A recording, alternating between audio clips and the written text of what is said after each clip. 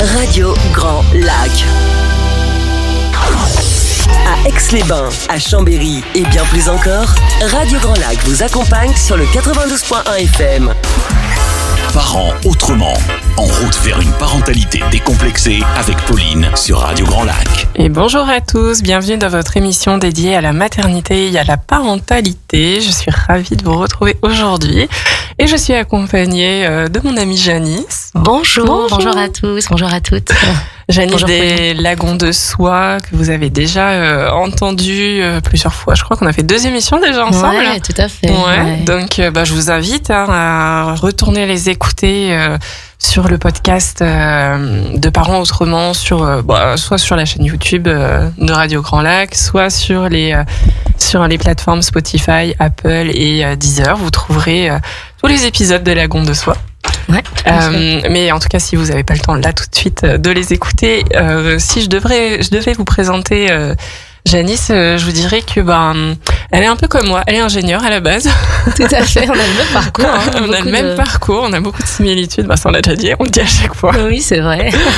Elle est ingénieure à la base et puis après, elle a commencé à suivre un parcours atypique de coach, mêlant aussi les neurosciences et la méditation et tout ce qui est l'univers un peu du yoga finalement qui s'inscrit dans le coaching et les neurosciences. Tout à fait, de la spiritualité et du chemin vers soi. C'est exactement ça, les Lagons de Soie. Ouais, voilà, c'est ça, de plus en plus. Donc voilà, n'hésitez pas à aller la découvrir. Vous la trouvez partout sur les réseaux sociaux. Sur Instagram principalement. Vous tapez Lagons de Soie, Lagon avec S, et vous tombez sur mon Instagram où il y a pas mal de méditations offertes et de vidéos aussi de neurosciences qui sont offertes. Ouais.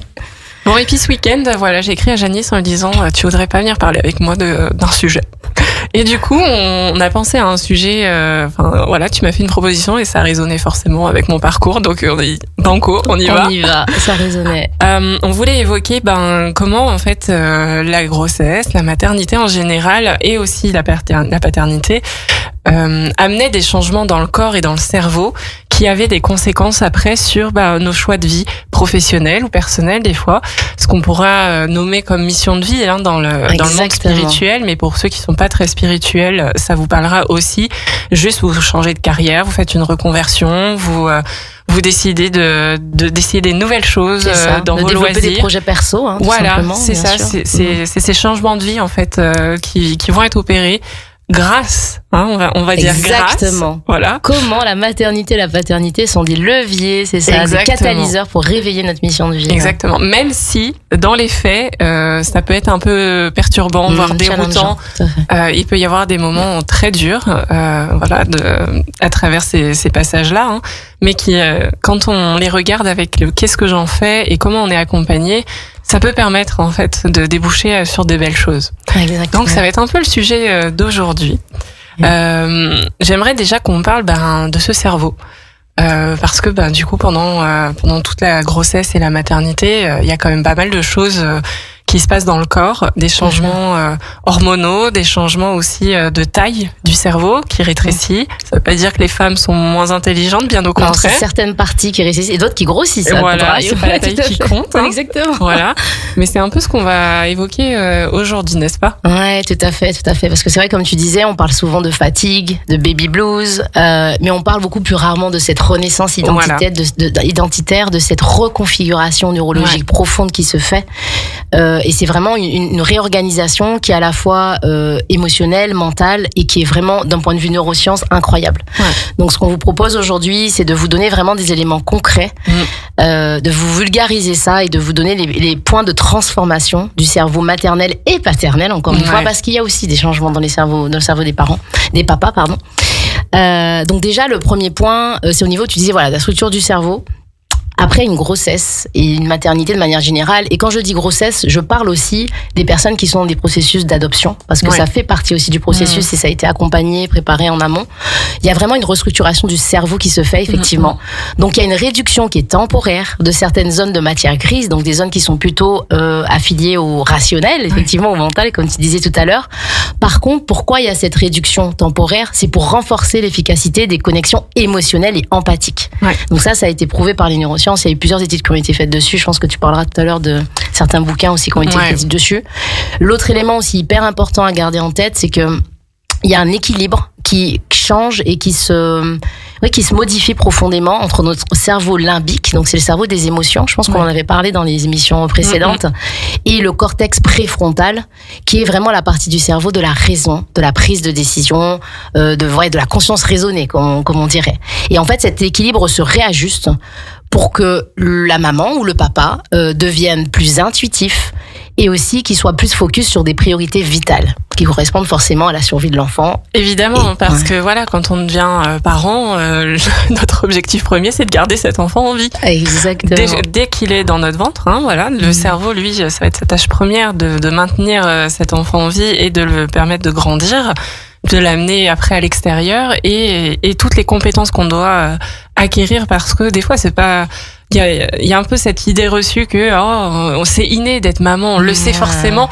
Et moi j'ai envie de dire non, ça s'apprend. Tout à fait. Et notre cerveau, il va apprendre aussi à le faire. Il va s'adapter. Et c'est des capacités, des compétences, voilà, chercher le mot, des compétences qu'on va développer pendant la grossesse, inconsciemment bien entendu, mais qui vont nous permettre de mon bébé pleure, mais je réagis, je reste pas là. Laisse pleurer, c'est pas grave. Voire même je l'entends à un niveau sonore que j'aurais pas été capable de percevoir quand j'étais pas en situation de maternité. Complètement. Moi, il m'est arrivé un truc, c'était très bizarre. C'était pour ma première grossesse, donc accouchement, pas blabla, bébé est né. J'ai envie de reprendre la natation, je vais nager. Je crois qu'on était à 1 ou 2 mois, c'était quand même assez tôt, mais bon voilà. Et puis pendant que je nageais, je sais pas, je le sentais, tu vois, à l'intérieur de moi, là il pleure, ça va pas. Je suis sûre que la perception. Je l'ai perçu, tu vois. Et quand je suis rentrée, Banco, il m'a dit ça a été atroce, il a pleuré tout le long. Tout à fait. On ouvre en fait un champ de conscience et de perception qui est beaucoup plus grand qu'avant. Exactement. Et c'est vrai que il y a peu d'études, c'est ce que tout le monde le dit, il y a peu d'études qui se concentrent sur le cerveau, les impacts, les interactions. C'est très récent en tout cas, ça date d'il y a 20 ans à peu près, c'est très récent le champ des neurosciences, tout à fait. Récent. Et donc on n'est pas forcément accompagné. Maintenant je dirais oui, moi il y a 6 ans, il n'y avait pas de podcast qui parlait de ça, il n'y avait pas tout ça, toi non plus. Tout à fait. Alors que maintenant on en trouve beaucoup, donc juste de mesurer déjà l'écart en 6 années de ce qu'il y a maintenant disponible. Mais en tout cas à l'époque, voilà, c'était comme plutôt mettre en doute, tu vois. Vraiment, tu crois vraiment que tu le savais. C'est vrai, tout à fait. Voilà. Grâce à toi, je peux dire que oui. Tout à fait. Et donc ça met vraiment en jeu la fonction de neuroplasticité de notre cerveau. Donc qui est là dans un contexte spécifique, qui est le contexte de la parentalité. Mais ça se joue aussi sur d'autres éléments de la vie, des traumas parfois qui sont autres que celui-là.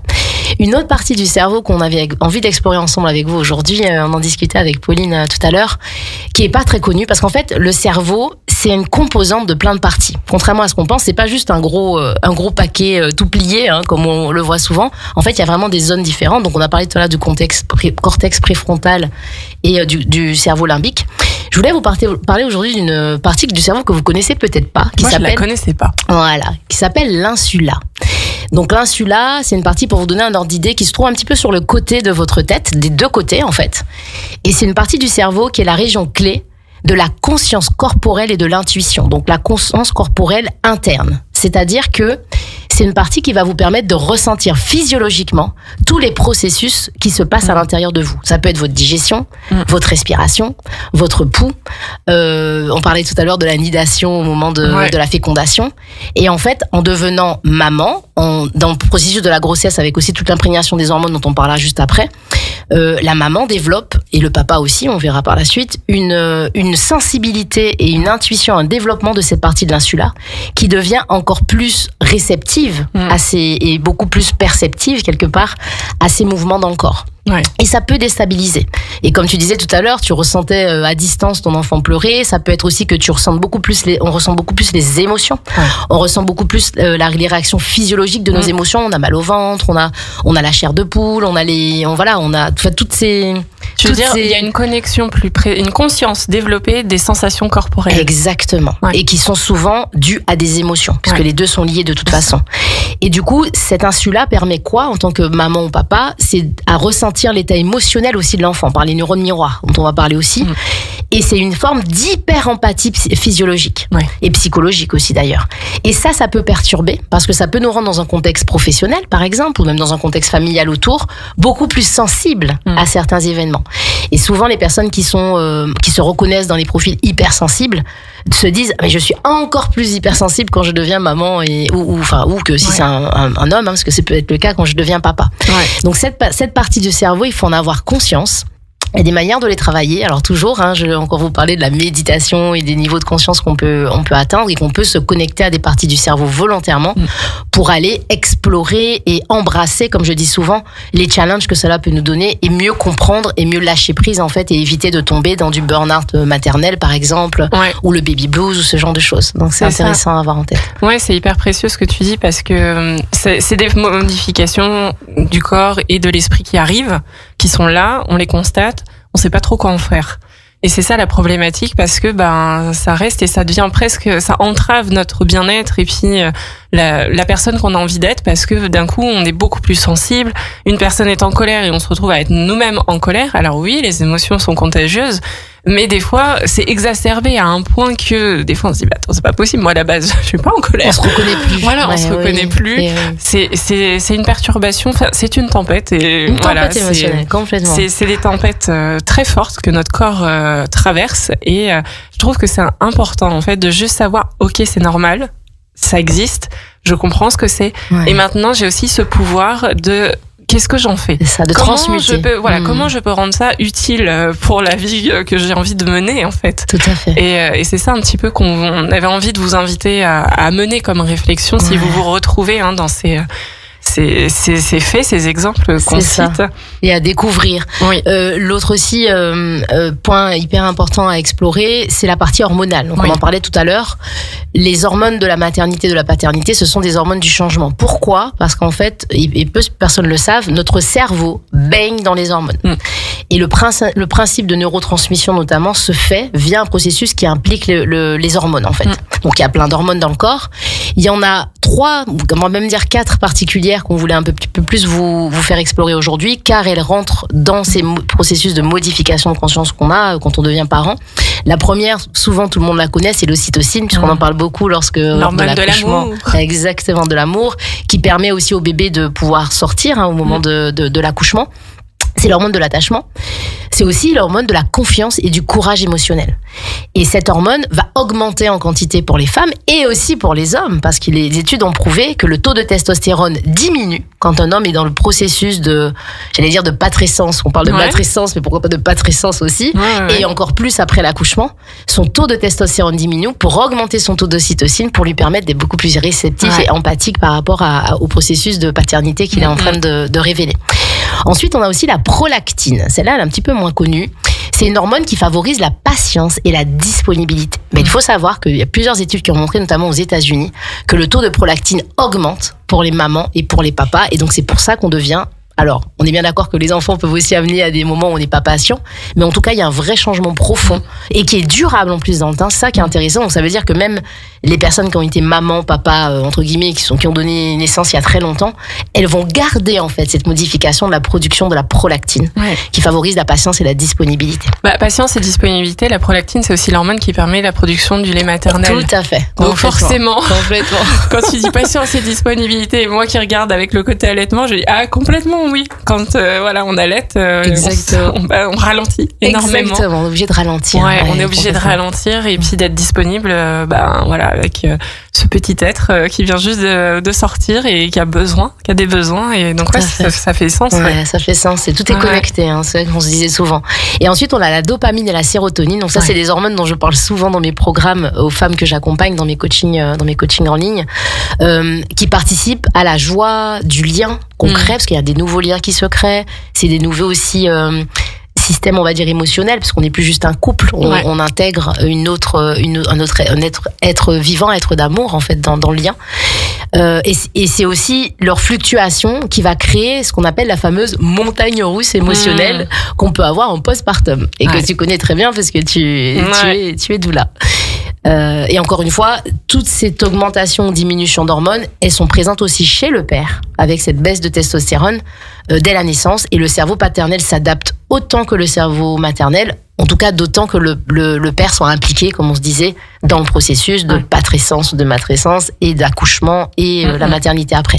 C'est un espèce d'instinct protecteur et une tendresse en fait. La tendresse et expliqué entre guillemets par les neurosciences, par tout ce processus et ce réajustement du taux d'hormones avec la naissance et la maternité, la paternité. Ouais. Merci pour ces précisions parce que du coup, je pense que là maintenant tout le monde vous comprenez que pendant la grossesse, l'accouchement, toute cette phase périnatale, notre cerveau est bombardé d'hormones avec des taux bien au-delà des normales habituelles, fluctuants, c'est-à-dire qu'il va y avoir des excès, ensuite elles vont se retirer, et donc tout ça amène des conséquences en fait aussi sur notre bien-être émotionnel et notre santé mentale. Et je voudrais juste le préciser, ça c'est quelque chose aussi qui est très bien documenté dans le podcast Naître de France Inter, que vous pouvez écouter sur Radio France et puis sur toutes les plateformes d'écoute en ligne. Dans l'épisode 8, ils ont le plaisir de recevoir le docteur Hugo Botman, qui est un psychiatre et un peu philosophe aussi. Et il parle un petit peu de toutes ces modifications du cerveau. Et donc, ils expliquent en postpartum, les femmes, elles ont 16 fois plus de chances, au sens probabilité, parce que c'est pas forcément une chance sur le moment, mais de développer des troubles psychiatriques comme un état dépressif, une dépression, une perte d'identité, des changements, qui vont influencer un petit peu notre bien-être et notre santé mentale. Et ça, c'est quelque chose que moi, c'est une info que je n'avais pas du tout. Et je pense que peu de femmes l'ont. Et que quand on l'a à notre conscience, on se dit, ok, en fait, c'est aussi normal avec tout ce que traverse. Mon corps, mon cerveau. Je ressens des choses et c'est normal de les ressentir. Mais maintenant, qu'est-ce que j'en fais? En quoi ça vient parler de moi? En quoi ça va être utile pour mon avenir personnel, professionnel? Qu'est-ce que j'ai envie d'en faire de tous ces bouleversements-là? Et forcément, moi, ça me fait écho parce que moi, j'ai traversé la perte d'identité. Et c'est vrai, comme tu disais tout à l'heure, ça a été une renaissance à moi-même totale. Et pour autant, quand je compare ma vie d'avant et ma vie d'après, ça tu le disais tout à l'heure en préparant l'émission, on a l'impression de perdre quelque chose. Et j'ai eu cette impression de perdre quelque chose sur l'instant, mais maintenant, 6 ans plus tard, avec le recul, je me dis non, en fait, j'ai pas perdu quelque chose en vérité. Ouais, tout à fait. On gagne quelque chose d'autre. Ouais. L'image que je te partageais tout à l'heure et que j'aime beaucoup utiliser les animaux, parce qu'en fait, on oublie souvent les hommes que nous sommes des animaux évolués certes, mais qu'on a quand même beaucoup de points communs. C'est la mue. Ouais. En fait, c'est une véritable mue qu'on vit quand on devient parent, quand on devient maman ou papa. Mais c'est une mue qui est positive, parce que quand un serpent, par exemple, perd sa peau, après, il devient plus fort. Donc tous les animaux qui rentrent dans ces processus de mue ou de perdre leur poil ou de perdre leur plume, enfin peu importe le processus que c'est, derrière c'est pour renaître, comme tu dis, à soi-même plus fort, plus résilient, plus résiliente. Ouais. Et donc c'est exactement ce qui se passe quand on devient... Je pense qu'il y a une nécessité quand même d'être accompagné, comme tu disais, d'avoir ces informations déjà. Donc c'est pour ça que ton émission est vraiment top et que toutes les émissions qui commencent à fleurir sur le sujet sont vraiment top. Mais c'est aussi savoir comment on transforme l'essai, comment on transmute pour être plus fort, plus forte après. Exactement. Et c'est là où les accompagnements sont clés, parce qu'il y a des choses qu'on peut pas deviner. Non. Et qu'en étant avec soi, je sais que moi je me suis fait accompagner par une doula, je te l'avais dit, pour mes 2 grossesses. Et c'est quelque chose qui m'a beaucoup aidé à y voir plus clair et à éviter justement de rentrer dans des machines à laver émotionnelles où finalement on en ressort plus abîmé, alors qu'on peut en ressortir beaucoup plus grand. C'est ça. Voilà. Parce que quand c'est pris en charge, finalement, il y a tout de suite un peu, comme tu dis, on transforme l'essai, on avance, on construit quelque chose de nouveau. Mais comme il y a encore pas trop d'accompagnement autour de ça, alors de la dépression, si, il y a plein d'associations et maintenant il y en a qui sont beaucoup sensibilisés. Donc je vous invite vraiment, si vous vous reconnaissez là-dedans, que vous êtes en train de traverser quelque chose un peu de semblable, où ça vous parle, ça fait des échos, osez aller consulter un psychologue ou votre sage-femme, ou si vous n'avez pas envie de vous tourner vers le monde médical, il y a aussi tout ce qui est les thérapeutes alternatifs, comme Janice, comme les doulas, comme aussi Anaïs, tout à fait. Notre naturopathe attitrée à la Radio Grand Lac, qui propose aussi des accompagnements hyper pertinents autour de ça. Bref, tout ça pour dire qu'il y a des gens autour de vous dont c'est le métier aussi d'accompagner l'émotionnel et ce qui est en train de se passer pour vous. Ne restez pas seul avec vos pensées et ces perturbations, parce que ça peut mettre beaucoup de temps. Moi, je l'ai vécu en étant seule et ça a été pendant 1 an. Une année, c'est long quand même à se demander voilà, qui on est, qu'est-ce qui nous arrive, qui on est, dans quoi je vais travailler après, qu'est-ce que j'ai envie de faire, et finalement d'être réduite à juste un rôle de mère, c'est très dur. C'est très dur. Donc c'est pour ça que c'est important pour moi aussi de prendre la parole sur ça et de pouvoir dire, voilà, il y a des personnes qui peuvent vous accompagner. Il y a aussi la science qui le montre et qui l'explique maintenant. Comme là, on vient un peu de vous donner des informations sur ce qui se passe dans le cerveau. Le cerveau d'une femme qui a porté la vie et qui l'a donnée est modifié pour toujours. Et juste en comparant, certains clichés de cerveau, on arrive. Ça se voit visuellement. Voilà, on arrive à le savoir que cette femme-là a porté la vie, cette femme-là ne l'a pas portée, n'a pas accouché. Donc c'est juste pour dire que c'est fort. C'est fort. Et pour rebondir sur ce que tu disais aussi par rapport au levier derrière qui a de transformation, il y a un dernier point en neurosciences qu'on peut explorer sur ce sujet, c'est les neurones miroirs. Les neurones miroirs s'activent en fait pendant la grossesse et puis l'accouchement, et ça va permettre en fait notamment la fusion émotionnelle avec l'enfant. Hein, tu en parlais tout à l'heure, l'empathie, mais aussi quelque part aussi être plus vulnérable. Et du coup, quand ces neurones miroirs, on les utilise aussi pour aller vers quelque chose dont on va parler après la pause, qui est la mission de vie, mais ça nous permet aussi de trouver des inspirations, de trouver des élans qui seront beaucoup plus puissants en fait en ayant eu ces changements en fait neurologiques et hormonaux. Et donc ça va faire un espèce de reset neurologique qui va nous permettre de mieux s'aimer, de mieux se comprendre, de mieux protéger autour de nous, se protéger, et de mieux avoir l'audace en fait, de la confiance d'aller vers nos rêves. Donc c'est ce qu'on va explorer dans la deuxième partie de l'émission avec la mission de vie. Voilà, comment ça peut déclencher la mission de vie. C'est ça. Et puis on essaiera de vous donner des exemples. Enfin, en tout cas, là, moi, je me dis, c'est bon, tu viens de résumer les 6 dernières années de ma vie. J'adore, c'est vrai. Non, mais c'est vrai. Tout ce que tu as dit, ça fait écho. Enfin, voilà, ça pop dans des vécus, qui sont passés par là. Et des vécus de beaucoup de femmes aussi que j'ai rencontrées et qui ont le même récit en fait, ont le même discours de choses qu'elles ont opérées grâce, parce qu'on le dit encore une fois, même si c'est dur dans l'instant, il y a un après, et c'est sur cette direction vers laquelle on a envie d'aller, qu'on peut rebondir. Voilà, qu'on peut rebondir et continuer d'avancer. Donc on va l'évoquer dans la deuxième partie d'émission. On fait une courte pause musicale et on se retrouve dans un instant. Vous êtes avec Parents autrement sur Radio Grand Lac. Et nous voilà de retour sur les ondes dédiées à la maternité et à la parentalité. Je suis avec Janice des Lagons de Soie et on parle toujours de neurosciences avec Janice. C'est vrai, on a parlé précisément la première partie de l'émission, c'était dédié au changement du cerveau, changement lié à la maternité, à ce flot émotionnel et hormonaux qui s'opère et les conséquences que ça peut avoir sur notre quotidien, notre personne, qui je suis. Comment j'ai envie d'interagir avec les autres, dans quel métier j'ai envie d'exercer, est-ce que il y a des reconversions professionnelles des fois qui s'opèrent des suites d'une grossesse ou qui se mettent des vies en pause aussi, ou l'incapacité et l'impossibilité de retourner travailler, le besoin de rester avec ses enfants pendant plusieurs années et ensuite de reprendre une vie professionnelle. Tout à fait. C'est toutes ces choses-là qui sont en lien finalement avec notre cerveau. Tout à fait. Des fois aussi, il y a des passions artistiques, des gens des femmes, je sais, j'en accompagne qui en fait aimaient chanter, savaient dessiner, qui avaient oublié en fait tout ça, et tous ces rêves d'enfants ressurgissent et demandent à être concrétisés, matérialisés dans leur vie pour pouvoir les accompagner dans ce changement. Et ça peut être ça aussi. Mais c'est fou parce que tu vois, moi je me suis. C'était ton cas aussi, je crois.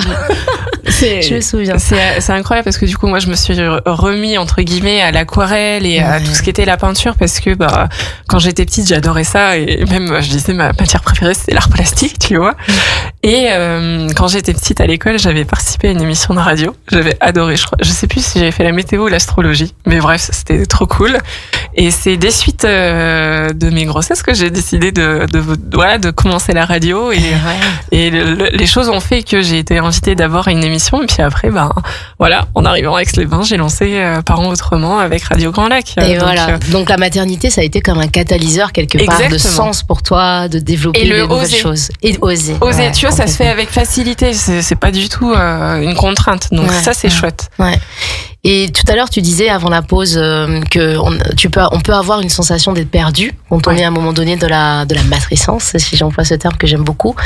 Et bien, beaucoup de femmes que j'accompagne dans mon programme, et notamment mon challenge des pionnières, qui est un programme sur 3 mois en ligne, où on va profondément rechercher ça, les peurs, les croyances limitantes, qui on est, la confiance en soi, et puis comment on se déploie dans ce monde avec une palette de choses qui peuvent être des projets personnels, des projets professionnels, des reconversions ou pas. Il y a vraiment tout ça dedans. Et bien, en fait, souvent, elles me disent, je croyais m'être perdue. Ouais. Mais en fait, je me suis retrouvée. Et il y a tout ce processus qui est, comme on disait tout à l'heure, qui est pas évident à mettre en œuvre, qui est pas inné, qu'on nous explique souvent pas, malheureusement, au moment où on nous explique toute la partie un peu très logistique, technique, on va dire comment prendre soin de l'enfant, mais pas comment prendre soin de soi et se retrouver là-dedans. Donc ça, c'est vraiment des moments de vie, comme la maternité, qui réveillent ça. Des valeurs enfouies, des passions enfouies, un besoin d'alignement profond, et on veut plus faire comme avant, c'est ce que tu disais, on se met à faire des choses nouvelles qu'on faisait pas avant. C'est ça qui se passe comme déclenchement, effectivement. C'est ça, ouais. Et il y a vraiment alors si on part un peu du spirituel sur la mission de vie, même si ça vous parle pas mission de vie, on le redit encore une fois, c'est les choix de vie que je vais faire et que je vais peut-être modifier pour me sentir bien aligné. L'alignement intérieur, c'est une sensation, c'est pas du tout spirituel, c'est juste de dire voilà, le métier que je fais, les loisirs que je fais ou la personne que je suis au quotidien auprès de mes proches résonne avec mon intérieur, comme je suis bien, je suis fière de ce que je fais, je me sens bien et je voudrais pas être une autre personne. Et donc du coup, cette mission de vie, on a tendance à se dire c'est une quête, comme sans fin, quelque chose que on trouve pas ou un objectif, quoi. Ou j'y suis pas. Oui, c'est ça. Et c'est très curieux parce que finalement, quand on commence à être accompagné un petit peu puis à creuser ça, on se rend compte qu'en fait, la mission de vie, on l'exerce déjà. Par contre, je dirais que grâce à la maternité, il y a peut-être, comme tu disais, des valeurs qui deviennent plus présentes, qui émergent et qui disent, en fait, ça c'est vraiment important pour moi. Le respect, les environnements non toxiques dans les relations. Je parle des relations toxiques, par exemple, de collègue à collègue ou d'un patron vers son employé.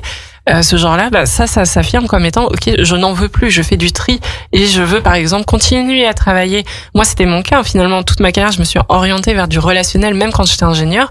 Mais après, j'ai quitté un certain univers pour me concentrer sur un autre univers, mais je suis toujours dans le relationnel. Donc, vous voyez, et à l'époque, je dirais que si on me posait la question il y a 6 années en arrière, ma mission de vie, je l'ai pas trouvée, je sais pas. Voilà, je dirais que j'y suis pas, tu vois. Ouais. C'est vrai que c'est un terme souvent qui interpelle. Moi, je me souviens de certaines femmes qui rentrent dans mes programmes quand je leur dis, mais Kilou, quelle est ta mission de vie? Souvent, elles me regardent en me disant, c'est vrai que ça résonne ce que tu me dis, mais en même temps, j'ai bien conscience que j'ai un appel vers ça, mais je sais pas tout à fait ce que c'est. C'est exactement ce que tu disais. C'est un espèce d'alignement. Et c'est aussi, en tout cas pour ma part, en tant que coach neurosciences, une conviction qu'on est tous nés dans ce monde pour quelque chose. Statistiquement, le fait de naître est déjà un miracle statistique. Parmi tous les spermatozoïdes et tous les ovocytes de nos parents, c'est nous qui sommes qui ont été matérialisés. Cette configuration-là qui est arrivée. Et donc, il y a une raison à ça.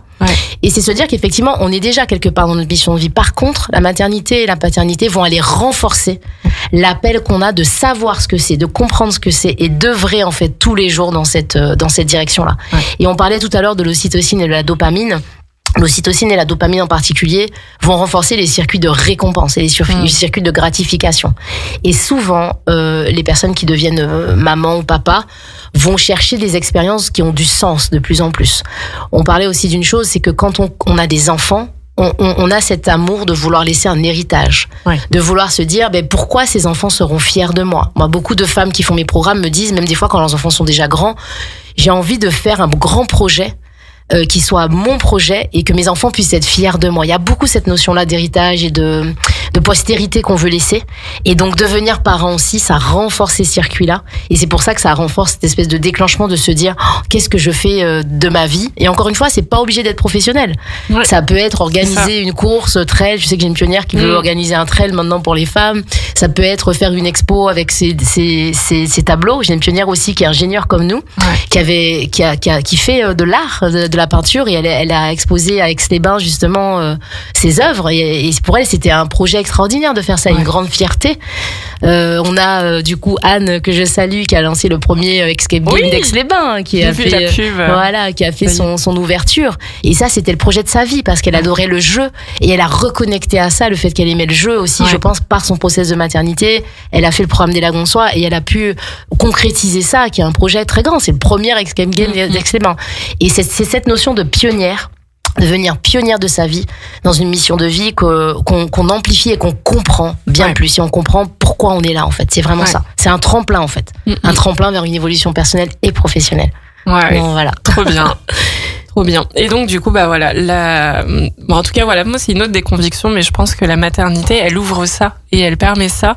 Grâce à tout ce qu'on vient de vous citer sur toutes ces modifications intérieures de notre corps qui soutient finalement quelque chose de plus grand que soi. Exactement. Si vous avez envie d'aller chercher un peu plus d'informations sur le cerveau des femmes et des mères, comment il est modifié, je vous invite à aller lire le livre du docteur Hugo Botman que j'ai cité précédemment et du docteur Lucie Joly qui tous les deux sont des psychiatres. Ils ont écrit donc le livre Dans le cerveau des mamans. Et à écouter le podcast Naître, qui est vraiment une pépite d'informations sur ce qui se passe pendant la maternité, du point de vue de la mère, mais du point de vue de l'enfant aussi. C'est incroyable et puis les voix sont magnifiques à écouter. Enfin, j'adore beaucoup celle qui accompagne durant tous les épisodes les différents intervenants. Et du coup, toi aussi, Janice, t'as des exercices à nous proposer. Ouais. Voilà. On s'est dit qu'on va vous faire quelque chose de très concret aujourd'hui. Donc, les dernières fois, on avait fait des méditations. Et là, aujourd'hui, je vais vous partager 2 exercices pratiques neuroscientifiques à faire chez soi. Il vous faut simplement un papier et un stylo ou un crayon. Donc, c'est très facile à mettre en œuvre, vous inquiétez pas. Donc, le premier exercice, je l'ai appelé la cartographie du sens. D'accord? Et l'idée, c'est vraiment que vous puissiez reconnecter au sens et à votre mission de vie. Et encore une fois, quel que soit votre âge, parce que j'ai des pionnières que j'ai accompagnées qui sont grand-mères aujourd'hui, et le processus est valable aussi pour les grand-mères, surtout quand elles deviennent grand-mères, du coup. Donc, il y a encore une relance de tout ce processus-là.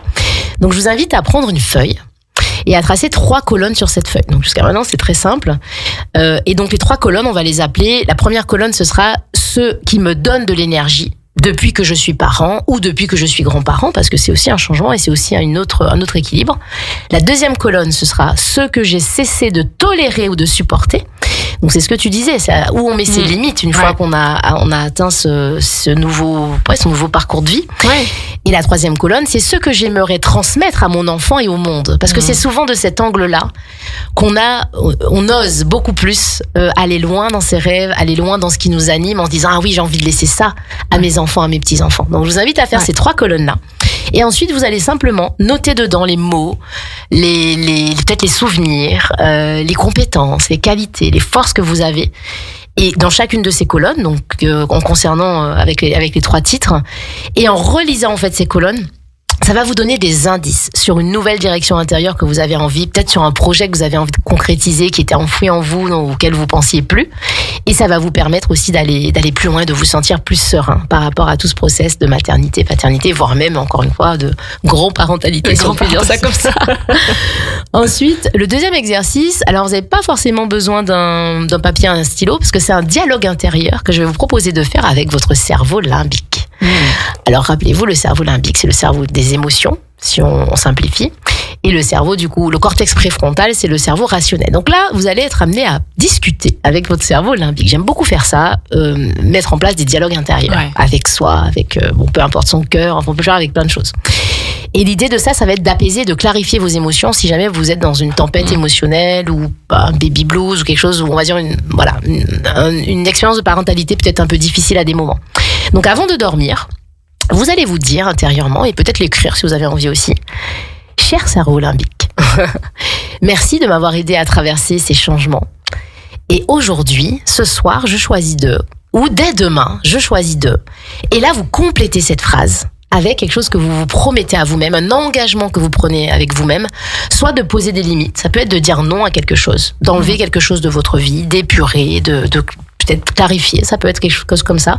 Ou au contraire, je choisis de prendre 1 heure pour moi par jour. Alors je prends la méditation parce qu'évidemment c'est ma passion. C'est ton dada. Pour méditer ou me poser pour prendre un bon bain 1 fois par semaine. Enfin voilà, vous vous mettez un petit engagement avec vous qui va vous permettre de pouvoir apaiser ce cerveau limbique qui est un petit peu challengé avec toutes ces hormones dont on a parlé quand on devient maman ou papa. Voilà. Donc vous voyez, c'est un exercice très simple. Et vous finissez ça par une phrase d'intention positive. Donc, on connaît la puissance des mantras. On en a parlé, je pense, dans la dernière émission, des affirmations positives. Et tout ça, ça va aider à activer encore plus votre insula. Et à laisser un petit peu votre cortex préfrontal aussi en rééquilibrage par rapport au cerveau limbique. Et ça va vous aider à créer une réconciliation entre vos émotions et votre clarté mentale. Parce que souvent, la clarté mentale est embrouillée parce que les émotions sont un petit peu enchevêtrées et nous font un espèce de nuage qui fait qu'on n'y voit pas clair. Donc voilà pour les 2 exercices pratiques très simples que vous pouvez mettre en œuvre dès aujourd'hui. Effectivement, c'est hyper simple. Et j'aime beaucoup le dernier parce qu'il y a... Enfin, les 2, je les adore parce que dans le dernier, il y a cette forme de gratitude, tu vois, qui est importante dans la formulation. C'est merci du chemin qu'on a fait déjà ensemble jusque-là. Et c'est important de pas forcément vouloir tout mettre à la poubelle.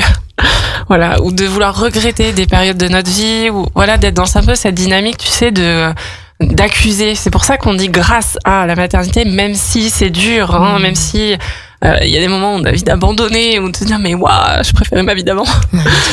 Il y a quand même aussi voilà toujours cette notion de j'ai le pouvoir de le transformer et de rendre ça encore mieux ou différemment et que ça me fasse du bien en fait. Complètement, c'est comme le serpent avec sa mue tout à l'heure. Voilà. S'il avait pas sa mue, il pourrait pas être aussi beau.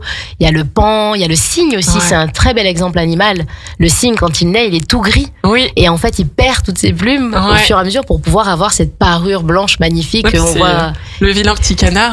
Exactement, qui devient finalement un beau cygne. Donc c'est exactement la même image, c'est d'accepter que ces challenges font partie du chemin. Et que, comme tu disais, la mission de vie, c'est pas un objectif avec un point final à part entière, c'est un chemin. C'est un chemin avec ses méandres, avec ses détours des fois, avec ses flots, avec ses cascades, avec ses remous. Mais quelque part, la satisfaction, c'est d'avoir ces éléments de plénitude où on est connecté pleinement à sa mission de vie.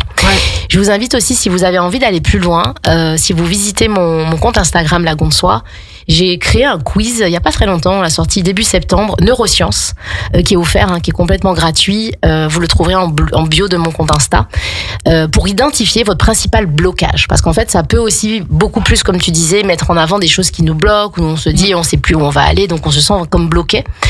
Et avec ce quiz, vous allez comprendre un petit peu mieux quel est votre blocage principal et surtout pareil à avoir des exercices pratiques, des méditations aussi que j'offre liées à ce blocage qui vous permet d'aller de l'avant. Et ensuite, bien sûr, si vous voulez aller au-delà, n'hésitez pas, sur mon compte Insta, vous pouvez prendre rendez-vous avec moi, avec une membre de mon équipe. Je travaille avec beaucoup de femmes, dont une qui est en Belgique, que certains ont peut-être rencontré sur Bifit, parce que j'étais à Bifit cette année. On a fait une conférence neurosciences, justement, aussi, sur l'équilibre émotionnel, mental et tout. Donc, n'hésitez pas à faire ça, à aller visiter ça, ou à télécharger mon application mobile, qui est Lagon de Soi, qui est toujours disponible sur iOS et du coup, au Play Store aussi, sur Google, Android. Et qui vous permet de pratiquer des méditations guidées, qui sont courtes en général, elles sont offertes, et puis de découvrir aussi des témoignages de femmes qui ont vécu ce qu'on se dit là, qui ont été mamans et qui ont eu un vrai changement de vie à un moment donné. Et tu as toujours ton oracle, tu sais, avec les petites cartes et les méditations qui sont associées. Ouais, tout à fait. L'oracle des pionnières, il s'appelle, et donc il a 44 cartes. Je l'avais créé en 2023, je pense, à force, en 2024. Il y a beaucoup de pionnières qui adorent cet outil comme un outil du quotidien. Et donc avec chaque carte, il y a une méditation qui est associée à la carte. Donc il y a une version physique du jeu et aussi une version numérique.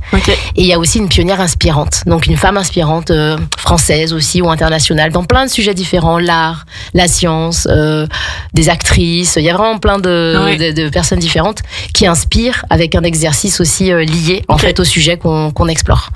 Et justement, parmi ces pionnières inspirantes se trouve sur les 44 cartes Sophie Marceau.